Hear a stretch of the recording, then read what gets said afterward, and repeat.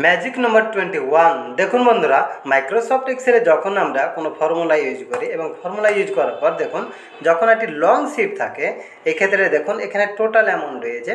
First এখানে দেখুন এখানে একটি ফর্মুলা ইউজ করছি, এই সেলটিকে সিলেক্ট করলাম, ইন্টু দিলাম, এই সেলটিকে সিলেক্ট করে দিলাম। তারপরে দেখুন এখানে টোটাল অ্যামাউন্ট চলে এসছে। তারপরে আমরা নিচের দিকে যখন আমরা নিয়ে আসি তখন সিলেক্ট করার পর আমরা এইভাবে টেনে নিয়ে আসি।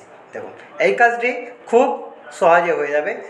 কিভাবে করবেন দেখুন, যখন একটি লং শিট থাকবে তখন সেক্ষেত্রে আপনার খুবই কাজে লাগবে। দেখুন এই সেলটিকে সিলেক্ট করলাম, এখানে দেখুন একটি প্লাস চিহ্ন এসছে, এখানে মাউসের রাইট বাটন পরপর দুবার ক্লিক করুন, দেখুন হয়ে যাবে। দেখুন পরস্পর দুবার ক্লিক করলাম, অটোমেটিকভাবে দেখুন একদম এগুলো চলে এসছে একসঙ্গে।